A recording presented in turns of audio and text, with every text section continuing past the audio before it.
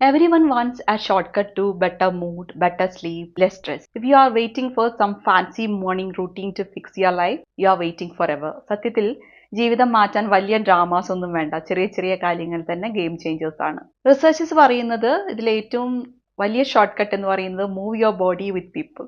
Even a little exercise drops depression risk. Friends, group, a team ഒക്കെ ചേർന്നാൽ മനസ്സിന് കിട്ടുന്ന ബൂസ്റ്റ് ഡബിൾ ആയിരിക്കും. സെക്കൻഡ് ഷോർട്ട് കട്ട് എന്ന് പറയുന്നത് ജേർണലിംഗ് ആണ്.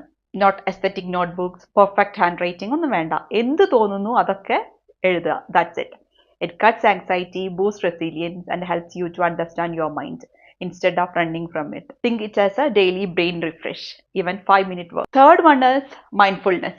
Not Himalayan monk vibes. അങ്ങനെ ലെഗ് ക്രോസ് ആയിട്ട് മലമുകളിൽ ഇരിക്കേണ്ട കാര്യമൊന്നുമില്ല. Just 5 to 10 minutes of paying attention on purpose.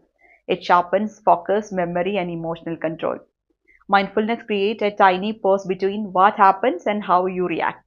ആ ചെറിയ pause അതാണ് കാര്യങ്ങൾ കാമായിട്ട് ഹാൻഡിൽ ചെയ്യാനുള്ള സീക്രട്ട്.